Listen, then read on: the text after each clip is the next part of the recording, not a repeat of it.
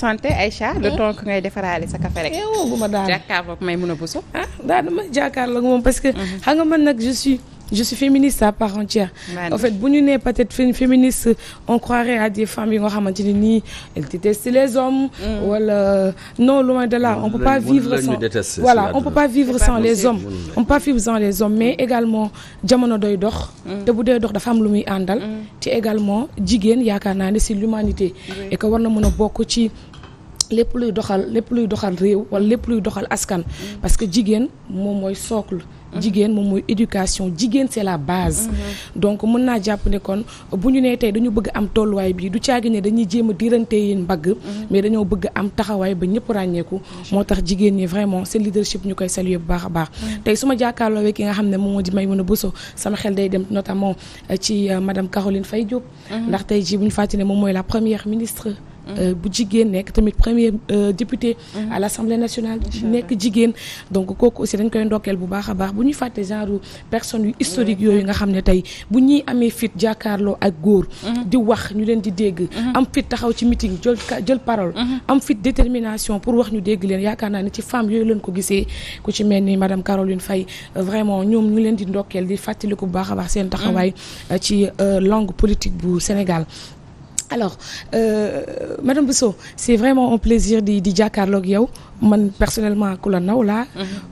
ku la fonk laa ku la respecté laa bien vrai que amaguma occasion bokk ak yow plateau c'est la première fois mais maa ngi lay seen vraiment dans les différents plateaux yi nga xamante ni Walf TV ñu ngi ko fi amal ngay def sa participation si liggéey bu am solo ñu la ciy remercier bu baax a baax mais di la remercier également sa teewaay ci plateau bi tey bu ñu nee wàllub santé ñu ne politique sanitaire ci réew mi est-ce que politique sanitaire bi ñuy doxal ci réew mi yow doy na la en tant que femme leader boo xam ne aspiré nga un jour diriger ce pays. Soxna Aïcha maa ngi lay fay. je suis très émue par tous ces témoignages. parce que foog naa ni toujours rek nit ñi dañuy am njort yu rafet ci nit ñi. et ça donne de l'encouragement pour persévérer. foog naa ni depuis le 8 mars la ñu waxtaanee plateau bi. wax ko def. lii bokk na itam ci li tax ñun ñu bañ a dellu ginnaaw wala ñu bañ a taxaw parce que politique yombul mais li may wax toujours rek depuis ñu commencé on s'est dit peut-être dafa gënoon yomb ñu dem militer ci benn parti nekk ci ginnaaw benn góor am ku ñu boot mais on s'est dit loolu bu ñu ko defee c'est-à-dire on va toujours montrer à l'exemple à nos filles nos sœurs que si on fait pas ça duñu dem. donc on s'est dit non il faut ñu taxawal structure et puis ñu nangoo nekk ci kanam. et puis avec tout ce que ça coûte donc wéetaay bi jafe-jafe yi ak tamit war a xalaat ni duñu prouver ci benn temps bu ndaw. il faut au moins une décennie voire des décennies. pour ñu mën a nit ñi mën a comprendre. suñu logique donc tey suñu demee ba yéen ngeen suñuy rakk di am ci ñun benn cofeel dañuy rafetlu et puis dañuy xam ne yoon boobu ci la ñu nekk du xeeb góor ñi nag mais c'est parce que il faut ñu comprendre ni comme ni nga ko wax leadership féminin dafa am te loolu nag ñun créé wuñu ko dañu delluwaat rek ci suñuy maam parce que nag démb dañu amoon ay jigéen ñoo xam ni dañoo nekkoon ci kanam ren da te yàlla voilà ay buuri jigéen am fi ay dammelu jigéen am fi ay jigéen ci fànn bu ne tout à fait xëy na nag li may wax rek ni ñu coloniser ñoo ñëw indil ñu seen façon de vivre remodeler waat suñu société ak tamit peut-être yenn apport diine yi ñëw tamit bokk ci mais bu ñu xoolee rek suñuy ancêtre jigéen ñi dañu amoon place bu am solo kon tey ñun defuñu lu dul continuer li nga xam ne moom lañ fi fekkoon li nga ma wax ci politique sanitaire nag politique sanitaire dafa yaatu en général on a tendance à penser que la santé c'est juste les hôpitaux ak li ko wër faj ak fajle mais santé du loolu kese santé à la base lay commencer santé déjà physique ci alimentation lay commencer loolu politique la boo xam ni dañ ci war a bàyyi xel parce que léegi ñu ngi gis ne cancer yu bari mu ngi am li koy indi ci suñ li ñuy lekk la ak ci ñu ñuy dundee dem na ba tey Europe ñoom bett na leen mënatuñ ci dara malgré seen xam-xam kon ñun war nañu xoolaat sunu façon de faire ak sunu façon de dund ak sunuy lekkin xool ni maam gënoon na wér ak nan la doon dundee. Effectivement modernisation bi dem na ba nga xam ni gis nga bu ñu yeewoo ñun ñëpp café la ñuy naan produits chimiques yi ñuy def ci lekk yi ñuy lekk tax na ba kenn wératul donc loolu ce n'est pas encore pour man eggaguñ ci fi ñu bëgg parce que déjà lu bari dañ koy jéggaane te am nañu possibilité nag ndax am nañu suuf su yaatu suuf soo xam ni boo rombee ci àll bi sa yaram day daw parce que kenn exploité wu ko te suuf soosu lu ne nag mën na cee wàcc parce que am nañu ndox itam parce que ku am suuf am ndox rek war nga mën a utiliser sa suuf donc am naaj en plus am naaj donc am nañ naaj toute l'année loolu tamit lu am solo la donc war nañu xool santé alimentaire boobu parce que loolu suñ ko defee dinañu wàññi lii di ñëw après ci hôpitaux yi mais santé mentale itam santé psychique parce que stress ni nit ñi di dund ci mbedd yi yooyu yëpp dafay dem ba am yenn corrélation yu muy am parce que bu njëkk nit ñi dañ daan dund beneen façon dund dañ ci dafa yaatu woon nit ñi dañuy yeewu balaa ñuy kii dañuy dox dugg ci kër yi lépp ay tànk la woon léegi dëkk bi dafa changé boo yeewoo rek da ngay dugg ci oto les gens ne marchent plus xale yi amuñu espace bu ñuy fawee ñun bi nekkee xale fii ci Grand Yoff dañ doon daw di football am espace vert am espace maintenant tout a été construit ci appartement yi leen dëkk dañuy xëy suba ba ngoon toog loolu lépp ay façon la yoo xam ne dafay am jeexintal ci santé après nag ñu door a ñëw ci peut-être plateau médical bi parce que leen rek lay vraiment parce que man lu nekk bu ma koy jàngat damay xool lu positif li positif mooy am nañu personnel médical bi nga xam ni am nañu xarañte am nañu ñuy jàngale ñu doy sëkk suñu professeurs yi fii ñi fi nekk ñëpp ci Afrique bi Tunisie Maroc ñi nga xam ne tey dañ fay dem di fajoo fii la ñuy jàngee donc am nañu xam-xam bi am nañu itam xale yi nga xam ni boo leen fekkee ci hôpitaux yi mën nañu mais matériaux yi moom moo manqué ñu ngi ciy def nag ay jéego peut-être que aduna dëkk bi dafa yokkoondoo état bi def na ci lu bari parce que gis nañu vraiment président Macky Sall lu ko waay mën a waxal mu ngi inauguré ay hôpitaux peut-être que na ko mënoon na ko teel a def parce que programme la boo xam ne ku fi nekk 11 ans peut-être hôpitaux ça prend pas quand même 5 ans pour ñu tabax ko. mais contradiction bi du moins que wax nga sax ci construction hôpitaux yi te loolu noonu le président Macky Sall kenn mënu ko ci xalab depuis que mu ngi toog mu ngi vraiment di construire ay hôpitaux mais paradoxe bi moom mooy comment comprendre que le chef de l'État puisse construire des hôpitaux alors que amul ay recrutement tout le temps ñi nga xam ne ñoom ñoo di syndicalistes yi li ñuy jooytu mooy il y a pas assez de médecins il y a pas assez de personnel médical dans les structures sanitaires pourquoi lu koy expliquer. waaw lu koy expliquer mooy peut-être politique bi ngay wax politique sanitaire bi mooy c'est pas planifié parce que pour man c'est pas planifié. D'accord. Parce que soo planifié dara da ngay prévoir li ngay prévoir mooy comme li ma la wax hôpitaux yi tey nga ko commencé tabax di ko inauguré da nga ci waroon tàmbali parce que foog naa sunu mbébét la mës a doon sunu feebar la mës a doon parce que àll bi ku feebar Dakar nga doon ñëw fajoo te loolu yàgg na te président Macky Sall xam na ko ndax ci àll bi la jógee donc bi mu toogee rek waroon na décentraliser la santé foog naa ci 10 ans mënoon nga ci former ay cadres former ci ay médecins former ci leneen ak leneen ba tey problème boobu duñ ko am mais ils essaient de rattraper ça aussi c'est le malheur de nos gouvernants c'est que lépp lu ñuy def logique politique moom moo ko lal bu amul pression politique duñ ko def bu amul demande politique duñ ko def gëm naa ni bu fi Covid nekkul woon sax yenn démarches yi duñ ko doon def effectivement donc loolu yëpp itam vraiment dañ koy ñaawlu mais on va dire aussi que la plupart du temps ñàkk jub aussi day tax ñu def ko parce que souvent hôpitaux yi ay xaalis la donc te lépp lu nekk chantier am ay marché gré à gré am ay détournements donc ils sont ñoom très aptes à faire des chantiers parce que on a l'impression que ils y gagnent quelque chose mais former des hommes tabax ay nit dafa gën a yomb tabax ay tali dafa gën a yomb tabax ay hôpitaux dafa gën a yomb tabax ay structures nit ñooñu nag ñu ngi fii ci biir société bi parce que chômage baa ngi am kon war comme ni nga ko waxee war na ñoon mën a former recruter gën a former itam parce que c'est pas parce que rek baax na que waruñu yokk parce que gis nañ fi itam vraiment yenn conditions yi am ci hôpitaux yi accueil bi nit ñi nuñ leen di traité yenn négligence yi nga xam ne mënoon na ñàkk loolu yëpp ci formation la mais formation tamit comme li may wax rek du nekk rek ci ku ne sa métier parce que ku nekk soo ko emalee ci métier am te jàngaloo ko l'amour de l'autre l'amour du Sénégal des fois mën na yem juste ci li muy def te du am pas-pasam ñun nag loolu la ñu war a tabax mooy nit li ngay def nga bëgg ci sa bopp bëgg ci sa moroom ba pare balaa nga ciy bëgg sa salaire wala di ci bëgg sa confort effectivement wax nga léegi ci sa kàddu le mot Covid bu ñu nee Covid rek automatiquement dañuy xalaat scandale sanitaire bi nga xam ne am na fi te Cour des comptes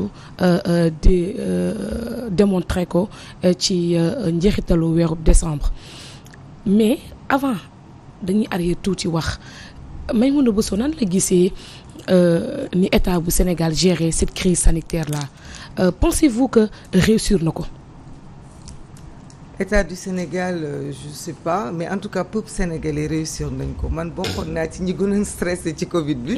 bi mu amee d'ailleurs je faisais des lives tout le temps. Peut-être que les gens ne comprenaient pas. D'habitude du ma stressé mais là j'étais vraiment stressée parce que feebar bi dafa ñëw ñu jaay ñu ko ni feebaru dafa nit ñi dañu war a sorante. te loolu bokk ci sunu société sunu culture. ñoo xam ne ñun dañuy jaxasoo bokk lekk nuyoonte. ak yooyu proximité boobu donc déjà rek pour man feebar bi dafa laal sunu façon de vivre parce que peut-être am na ñoo xam ne tàmmoon nañu di dund isolés les uns des autres man déjà feebar bi mu ñëwee ça m'a complètement bouleversée d'ailleurs dama ci sax changé woon scandale Covid bi bettuma bon malheureusement la mën a wax la heureusement bokkoon naa ci ñi nga xam ni biñ leen tabbee ci FRN ne dem leen ngeen représenté ñu ci commission Covid bi defoon naa sax ay plateau man dama décliné woon dès d'entrée ne demuma ndax lan dama ni demuma bokkuma parce que on peut pas man ku ma gis nga def la charrue avant les bœufs du ma ci yéeg parce que bu ñu nee salaamaaleykum rek président Macky Sall dafa dégager xaalis avant même muy recevoir nit ñi pour laaj leen seen xalaat ci li ngeen di def foog naa ni amoon nañu temps parce que Covid dafa ñëw ci àdduna yàlla dimbale ñu njëkkeewul fii mu am feneen fu mu njëkkee ñu koy gis muy ñëw te ñëpp te xam nañu àdduna nit ñi dañuy dem ak di ñëw bi France tëjee frontière am ñun lañu commencé woon di alerter effectivement donc le 2 mars ñun bi ñu mbir mi dalee fekk na en février déjà les gens avaient commencé déjà à vivre ça mbas la boo xam ni kenn xalaatul woon nu mu taxawee mais nag jàpp naa ni malgré les scandales yi mën a am yëpp ci biir ñun ensemble le gouvernement le peuple on a réussi ci kii boobu parce que li tax ñu réussir mooy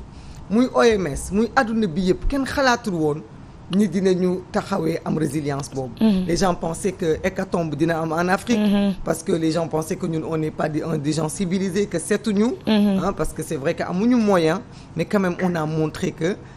malgré lépp mun nañu réorganiser wu Covid daf ñu waroon jox chance ñun Afrique ñu reprendre suñu place de leadership mais malheureusement on est passé à côté et là c'est un échec du gouvernement parce que quand tu vas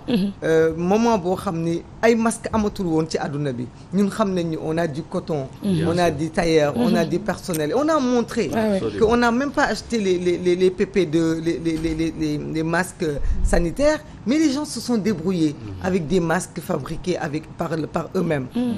dañu dem ba tubaab bi di ñu toppandoo di ñaw ay masque vax comme ñun kon ñun mënoon nañu boobu rek ñu wone ni suñu taxawaay ñu jël suñu alal investir ko ci industrialisation mais au lieu de ça on a vu que même ci masque il y a eu des détournements suñu problème mooy jikko yi suñu problème mooy suñu ñàkk bëgg suñu réew bu nit ay nit demee ba quand les gens meurent ñu tëj leen seen ay kër ngeen di sàcc nit ñi loolu foog naa ni scandale gënu ko rëy bi rapport bi génnee nag li gouvernement bi waroon def rek xam nga mooy lan mooy sanctionner ñi nga xam ne ñoom ñoo laale ci rapport bi loolu dina doon au moins may benn amende honorable à président Macky Sall dina wone ni moom kat am na peut-être benn dignité bu leen dese ci ñoom parce que quand même nit ñi ñaata nit ñoo fi ñàkk seen ay mbokk ñaata nit ñoo fi dem ba suuliwuñu seen ay mbokk dëjaluñ leen jooyaluñ leen parce que Covid bi la li mu fi def dafa metti kon ci diggante boobu bu fekkee am nañu ci amoon na xalaatu détourné là vraiment l'affaire est grave ñun nag quand on le dénonce c'est pas parce qu'on est des opposants c'est parce que ñun on essaye de toucher là où les Sénégalais doivent avoir le déclic parce qu'il nous faut le déclic soxna Aïcha déclic bi suñ ko amulee wallaay on va pas s'en sortir on a beau parler il faut le déclic de se dire ñun ay nit lañu te léegi àdduna daf ñu dab lu waay def fii des parce que xarale yaa ngi fi internet baa ngi fi est-ce que duñu jéem pour une fois ñu nekk ay nit ñu xalaat suñu ëllëg ñu changer un peu suñu rapport à l'argent suñu rapport aux deniers publics ñu jéem comme li nga wax am na ñoo xam dañ fi jaaroon tey ñu leen di fàttaliku di leen citer en exemple lu tax ñi fi nekk mënuñu inscrire ci loolu pourquoi depuis 10 ans on n'a même plus d'exemple tey wax ma ci gouvernement Macky Sall kan mooy référence kan la nit ñi naan kii di nawloo nañ ko macha allah vraiment nit la ku di nit ko c'est pas pour xas leen mais dañ ko bëgg di gisuñu ko ci nguuram pourtant bare na ay cadre boroomi diplôme boroomi xam-xam mais kan la taxawaayam ci penc mi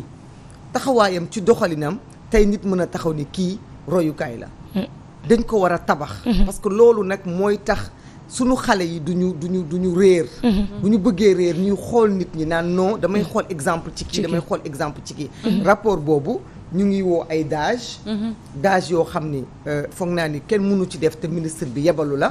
bëgg a bàyyi ministre yi mais déjà le fait que ñu jël rapport boobu doon wala dossier boobu dénk ko DIC alors que l'on sait que nag DIC mënul dara ci ministre déjà est-ce que du seulement wala tour comment dirais-je ndax askan bi parce que dénk nañ ko koo xam ne xëy na moom mënul convoquer ministre donc c'est pour dire que je protège mes ministres en quelque sorte mais ñi nga xamante ni ñoo topp ci ñoom moom dem leen rek sëlëx naa leen askan bi waaw sërlex leen justice mais bon loolu itam ñu ngi ciy am toujours njort bu rafet parce que on a quand même une assemblée nationale avec des députés élus par le peuple am nañu possibilité taxawal haute cour de justice am nañu possibilité aussi dans les années à venir topp ko parce que foog naa ni li toll ci deniers publics loolu mënul amul du rekk loo xam ni temps da koy limité tôt ou tard on fera la lumière sur ça pas pour def ay persécution topp ay nit mais pour leeral alalu askan bi parce que nag xaalisu Covid boobu suñu alal la ñun ñëpp parce que ay nit ñun ñëpp dañ ci cotiser def ci suñu alal def ci suñuy xaalis te tamit di ko fay parce que dañ ko génnee ci ay pax yoo xam ni suñu xaalis la kon buñ ci mënee def ay détournement war nañ ko mën a leeral mais dans l'ensemble daal li may wax rek mooy peuple sénégalais kenn xalaatul woon di ngeen mën a génn ci lii nit ñi dañu foogoon dañ leen di for ci mbedd yi ngeen di daanu yàlla def na ci kàttanu suñu boroom ak peut-être suñu façon de vivre tax na ba génn nañ ci te nit ñi changé nañu kon tey war ngeen mën a xam ni lu ngeen mënta def amul lu ñu mënta def amul alors si côté boobu sax tey wax nga benn terme bu ma neex déclic est-ce que déclic boobu noonu nos gouvernants l'ont compris du moment que tey jii bi Covid bi amee daanaka ku nekk tëj frontière am bopp sa bopp est-ce que c'était pas le moment d'essayer cette autonomisation là de la santé wala cette autonomisation sanitaire bi nga xam ne yàgg nañu ko sàkku te Covid bi waroon na mën a may porte d'entrée pour mën a defar lépp suñu bopp pourquoi pas sax ubbi industrie pharmaceutique boo xam ne moom mooy defar médicament bi ñuy jëfandikoo. Je pense que loolu am nga sa réponse voilà ils ont pas eu le déclic c'est un peu malheureux parce que on avait pensé qu'on l'aurait parce que ñun je rappelle seulement que faj nañu ñu bëre suñu tisane yi nit ñi di caaxaane suñu xorom pole yi suñu gingembre yi les gens ont fait des recettes yoo xam ne ça a été partagé dans le monde entier les gens se sont soignés à ça man personnellement maa ngi je touche du bois j'ai jamais musuma attrapé Covid c'est pas parce que génnuma ci nit ñi mais góorgóorlu naa comme ni ko ñëpp defee di infusé di naan di xorom pole di ngeer te yooyu dañ ko war a gën a xool tey soo demee ba moringa bu ndaw bi man damay produire moringa un peu je fais même des gélules je fais des tisanes parce que j'adore ça muy nu ñu koy waxee te sax moringa mooy nepp-nepp voilà du nepp-nepp mooy kii la ñebedaay mooy ñebedaay bi nga xam ne sunu maam yi dañ ko doon lekk di ko mbuum ñu tey dañ koy fekk ci pharmacie yi tubaab yi di ko naan ay garab la complément alimentaire la parce que 12 vitamines yi nit soxla ci yaramam moringa bi am na ci 11 te ñebedaay fu ne la am boo ko jëndee rek wol ko ba mu mokk di ko def chaque matin nga jël ci ñaari kuddu ñett lépp luy fer luy minéraux magnésium tu as tout ce qu'il faut di ko transformer déjà en jus voilà ma jox la sax bi gën a garaaw am na ñoo xam ne dañu koy def genre épice teg ko ci cuisine bi lépp looy togg rek def ci tuuti d'accord mais nga naan ko noonu sax parce que dañ koy jaay ci pharmacie boo demee en Europe ça coûte très cher tubaab bi xam nañu vertu te mu ngi fii waroon nañ ko mën a di ko produire di ko def ay gélules ay cachets comme rien que pour ça parce qu'on en a partout day prévenir sax beaucoup de maladies vraiment voilà day prévenir beaucoup de maladies ak yeneen yoo xam ne mënoon nañ ko defuñu ko déclic bi amuñu ko parce que toujours dañu am benn complexe bu nekk ci ñun mooy ne dañu jàpp ne lépp lu jógewul bitim réew baaxul loolu nag c'est du sommet jusqu'à la base ñun ñëpp la ba ci xale yu ndaw yi lépp lu ñuy lekk boo leen tegalee lii ak lii dañu naan lii moo gën alors que c'est pas le cas comme li ma la wax sànq ci cancer yi ñun jigéen ñi ñu ci nekk victime d'ailleurs ci mois de mars bi maa ngi vraiment mastawu jigéen ñi mu dal ñëpp muy cancer du sein cancer du col de l'utérus ak yeneen cancer yoo xam ni mën nañ ko éviter en retournant ci suñu ay base suñuy plante ak suñu façon de dund mais déclic bi nag loolu moo waral xëy na ñun depuis 11 ans wala même plus ñu nekk ci opposition bi bu ñu ko gisoon ci nguur gi xëy na dinañ doon jàppale mais gëm nañu ni li italiens yi di wax oramai c'est fini. Ils n'auront pas ce déclic-là parce qu'ils ne sont pas ces hommes-là. On se rend compte que également certaines femmes leaders yi nga xam ne ñoo nekk ci parti wala mouvement yi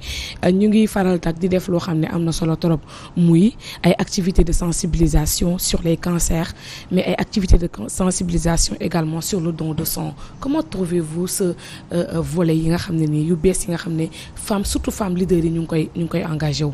waaw di ko rafetlu d'ailleurs di leen féliciter je pense que def ngeen ci benn récemment vendredi passé voilà ça c'est des gestes comme ça qu'il faut ñu koy gën a di bareel parce que on a besoin de ça comme li ma la wax ñun on était un peu plus solidaire on nous appelait pays de la teranga mais nañu waxante dëgg teranga boobu mu ngi dem voilà bu ñu wax nañu waxante dëgg aussi petit à petit les gens deviennent individualistes solidarité bi wàññeeku na donc genre geste yooyu dafa am solo mais toujours nañu gën a encourager suñu jigéen ñi koy def parce que plateforme yu bëri ñu ngi koy def jigéen ñi nekk ci association yi ñu ngi koy def donc dañ leen ci encourager di leen wax au-delà de ay octobre ak mars il faut le faire toute l'année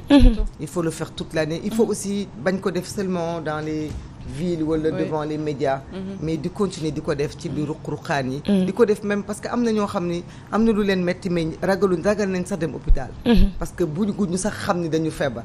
parce que bu ñu xasee ba feebar amuñu moyen faju ak seen dund fa lay jaaree yàqu man je connais des femmes que des fois ngay waxtaan ak ñoom elles te disent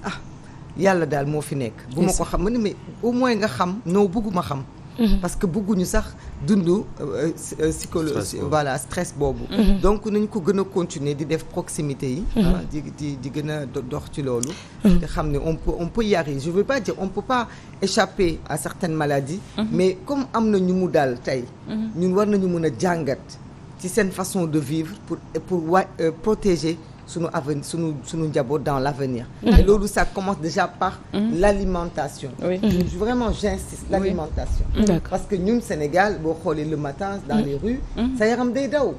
les gens lépp lu ñuy lekk c'est des trucs importés diwliñ togg diw lekk yoo xam ni vraiment tey boo waxee rek ñu ne la wàññi nañu diwliñ wàññi nañu sukkar wàññi nañu ceeb li ñu wàññi lépp dara baaxul ci wàllu consommation aussi dara baaxul ci li ñu wàññi alors que ñun li ñu war a dundee dañ ko war a dem jëli ci li ñu moom mais xam naa yombul nag gis nga du yomb nit ñi commencé naan ñebbe kese lay lekk le matin ak yooyu ak fonde lay lekk le matin fonde rek lay lekk il faut nit ñi dellu ci cosaan alors Maïmouna au moment où l'on parle politique sanitaire au moment où l'on parle consommation ak jàppale askan wi jamono jooju la fédération syndicale de la santé en tout cas yi nga xam ne ñoo affilié ci hôpital Idrissa Pouye bi ñu ngi nekk en grève depuis démb 48 heures dooree ko démb ba tey mu nekk situation boo xam ne askan wi ñu ngi koy dund te boobaak léegi ça perdure romb na 1 an ñu ngi am ay sàkkute ay plan de revendication yoo xam ne matul 3 sax état bu Sénégal ba tey mënu ko matale ci agent de santé yooyu j'espère que information bi yegg na ci naka ngeen ko jàngatee. daa ma ko xamal j'étais pas au courant mais j'imagine que day fekk si rek le calendrier de And Gueusseum qui depuis des années n'arrête pas de le revendiquer on les avait reçus sur différentes plateformes de l'opposition boobu ba léegi di ko ñaawlu mais itam di wax ne xeex yombul quand ce combat c'est pas compris quand les syndicalistes ou les gens de la santé se battent seen première allié dañu war a xam ne c'est les populations c'est les patients donc dañu war a communiquer ak patients yi mu bañ a nekk li ñuy def day lor patients yi mais mu nekk patients yi ñoo leen di jàppale loolu mooy mën a tax seen xeex am jeexintal mais souvent on a vu que quand ils se battent avec le gouvernement mais c'est le peuple qui trinque parce que ki dem faju moom lañ dul consulter ki dem faju moom mooy jaabante mooy dem di ñëw alors que pourtant bu ñu jëloon rek Idrissa Pouye bi ngay wax nekk Grand Yoff bu ñu duggoon ci Grand Yoff bi rek waxtaan ak population yi porter seen combat je pense que bu Grand Yoff yëpp ñëwoon taxaw ci hôpital bi 2 jours 3 jours peut-être mbir mi mën na saafara parce que nag nañu xaw a xamante de gis nga état bi comme li ma la wax sànq lépp dañ ko politiser même les revendications primaires si ça passe pas par la politique ce n'est pas réglé parce que ils ont peur que du résultat des urnes politique bi ñu leen di mere loolu kese la ñu ragal ragaluñu borom diplôme bu torox ragaluñu ay nit ñu ragaluñu loolu yëpp malheureusement c'est malheureux politique la rek c'est ça. Tout est calculé. Voilà, donc il faut que les gens comprennent que ñun quand on leur dit c'est pas pour leur dire politique leen mais c'est ça la réalité quand tu te bats-toi avec les populations kenn waxu la nga ñëw opposition wala nga ñëw Yewwi non mais génn leen ci seen syndicat yi ngeen dem ci askan wi ngeen génnee leen ñu ànd ak yéen xeex parce que lu koy yàq rek mooy syndicat yu bëri politique bi moo ko yàq parce que am na ku nekk foofu nekk APR jàpp na ni bu loolu amee day yàqal njiitam donc du bëgg loolu am donc xeex bi itam dafay jafe parce que des fois il faut savoir simmi sa mbubba militant sol sa mbubba citoyen voilà le citoyen doit savoir faire la différence entre être citoyen et être autre chose man je suis citoyen su may xeex c'est l'intérêt général avant may far fii wala may far fii bu Macky Sall defee lu baax dañ ko koy wax mais bu defee lu bon dañ koy wax aussi parce que dañ ko fal pour loolu donc on va rester dans cette logique et ñi ànd ak moom mënoon nañ ko dimbali parce que ñoom xam nañu li baaxul ci santé bi mais fu may baal ma bala muy dem parce que ma bëggoon taxaw foofu tey jii le président Abdoulaye Wade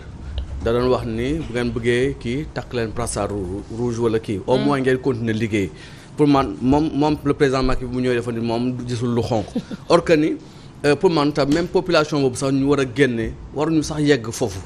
man si benn gouvernement bu responsable wala ki nga xam jàpp na ne askan wi rek la war a liggéeyal war na nemmeeku médecins yi wala bon ñi nga xam ñooy liggéey si santé lan la ñu soxla ñuy anticiper comme ni nga ko waxee noonu sax ba nga xam ni peut-être duñu paralyser li nga xam moom mooy système bi ñun dañ ci am ay cas da ngay am ay rendez-vous si benn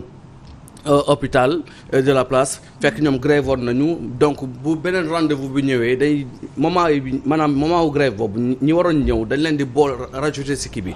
de ce fait que soo ñëw suñu la convoqué 5h30 du matin yaa ngi fay jógee 17h si xale bu feebar wala mag mu feebar yow déjà sax yow des fois yow mi yóbbu malade bi yaay gën a stressé yaay gën a feebar parce que conditions yi duñu réunir pour man dañuy demander le gouvernement ku mu mënti doon mais pour man dañu war a anticiper déjà mais toujours rek ñu bëgg fexe ba nit ñi di génn wala nit ñi di def ay casse pour man waru ñu toll foofu santé moom je pense que ni kenn waru koo sàggane te hôpitaux yi ñuy gis nii moom ku fay dem xam ne am na problème parce que tey jii boo feebaree te amoo xaalis doo faju loolu moom dafa leer nañ bu la sax daal dañ lay wax ne amuñu place moom mooy seen problème loolu mooy bu la xoolee rek dañuy xam ne ni kii du kuy fay wala ku mën a fay dañ naan la amuñu place malheureusement pour terminer alors encore pour terminer d'accord beneen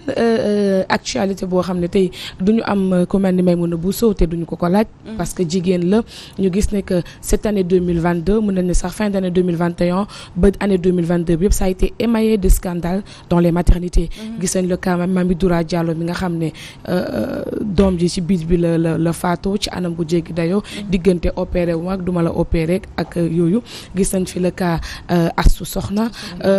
gis nañ fi également ay liir yoo xam ne décédé nañu ci hôpital Mame Abdou Aziz bu Tivaouane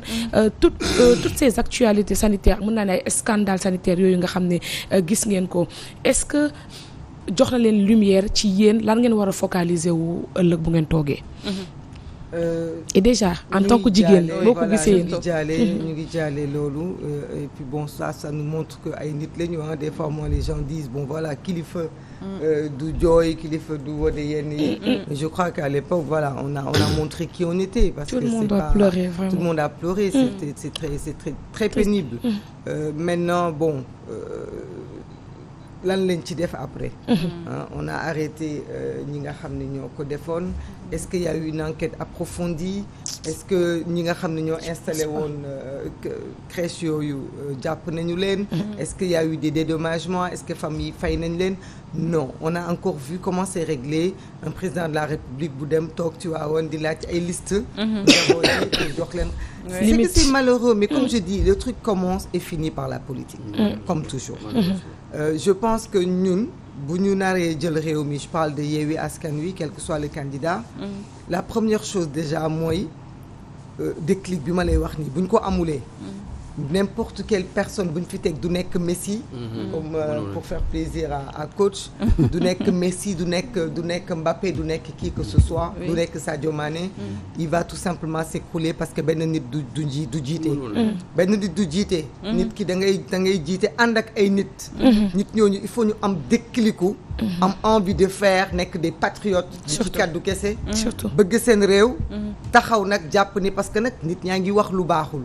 yomb na trop ñu énumérer. comme je dis ñun opposition on a le ministère de la parole. c'est ça qu'on a, c'est le ministère de la critique. On passe notre temps à critiquer, on fait le bilan de tout ce qui va pas. C'est facile. Maintenant ce qu'il faudra c'est des hommes et des femmes qui vont, quand ils vont arriver au pouvoir, qui ne feront pas les mêmes tares, qui vont pas se dire ah non non ça y est falu nañu gaawantu jënd ci 4x4 yi tikkatoo ci oto yi non c'est nañu def li ñu doon reprocher ñeneen ñi li ñu doon wax ne baaxul nañ fa teg suñu loxo surtout li baaxul mooy lan c'est simple comme bonjour nit ki foo munti nekk da nga war a wone citoyenneté patriotisme ci hôpital nga nekk da ngay liggéey da nga war a respecter sa bopp respecter sa prochain da nga war a liggéey avec déjà professionnalisme patriotisme loolu la ñi accueil nit ñi ci hôpitaux yi dañu war a liggéey correctement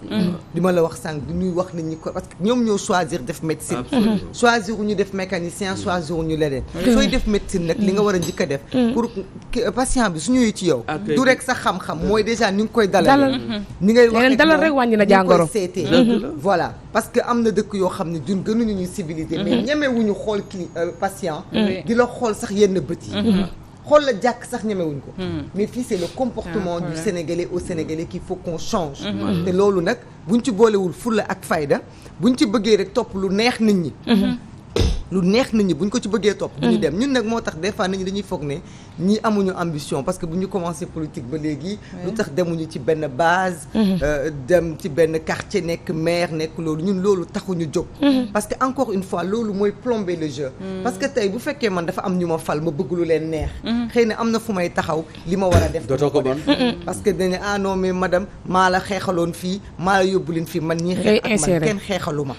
je le dis tout le temps les gens qui viennent de la force citoyenne dañu bokk suñu bëgg citoyenneté xeexalu leen Maïmouna Bousso parce que c'est pas pour moi mais boo leen accéder aussi ci instance de prise de décision yi est-ce que di ngeen mën def xëy na changement bi ngeen bëgg dinañ ci accéder parce que je pense que petit à petit nit ñaa ngi comprendre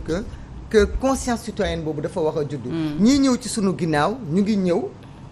au fur et à mesure ñu ngi adhérer te ñu ngi xam ni adhéré bi du adhéré pour jàppale Maïmouna mu am parce que bu dee loolu la demal nga dugg ci xawma ci beneen parti wala nga toog parce que man li may am dama koy liggéeyal suma bopp da nga may jàppale pour ñu bokk idéologie pour que ensemble ñu fort suba ñu mun a am pourquoi pas une assemblée nationale citoyenne pour mën a teg des projets de loi changer suñu dëkk nu ñu ko bëggee loolu nag je pense que ndànk-ndànk dinañ ci arrivé wax na léegi lu am solo mooy nee na ku amul doo faju loolu itam dafa metti ci Sénégal parce que on dit santé te loolu te maa ngi ciy woo vraiment agent de santé yi ñiy liggéey ci hôpitaux yi parce que ñoom ñëpp kenn ku nekk ci ñoom yaa ngi dem di xar matt wala di liggéey ci clinique yi ku am boo demee ci clinique yi médecins yi nekk Fann nekk ci yeneen hôpitaux nga fay fekk te ni ñu lay accueillir foofu peut-être duñ la ko accueillir ci hôpitaux yi kon itam nañu delloo si seen xel xam ni ñi ñuy faj peut-être ñàkk pexe moo tax ñu ñëw ci hôpitaux yi di ran suba ba ngoon mais amuñu pexe voilà amuñu pexe te aussi ñu xam ne vraiment rafetul nga nekk ci réew mu toll ni Sénégal ay clinique nekk fi nit ñi di faju keneen koo xam ne yorul war a mën a souffrir bu deewee ci sa loxo nag bu la ko waxu bu subaa di nga ko layoo ak sa borom c'est clair mu ngi noonu pàcc santé bi amoon solo Aïcha waxtu wee ñu xoj sax mais amaana sax jotoo aborder question yëpp ay jotuma aborder question yëpp liées à la santé xam naa ne dinañ am occasion dalal ko parce que li mu fi wax nii vraiment am na solo lorop trop macha allah mais damay toog parce que sama deretu journaliste ma fi teg faaw ma laal ko actualité léegi may ma rek Salma ma def benn annonce bu ndaw parce que centre national d'appareillage orthopédique dafay def porte ouverte vendredi bi incha allah vraiment jàppale ñi nga xam ne dañoo am ay accidenté ñi nga xam ne dañu am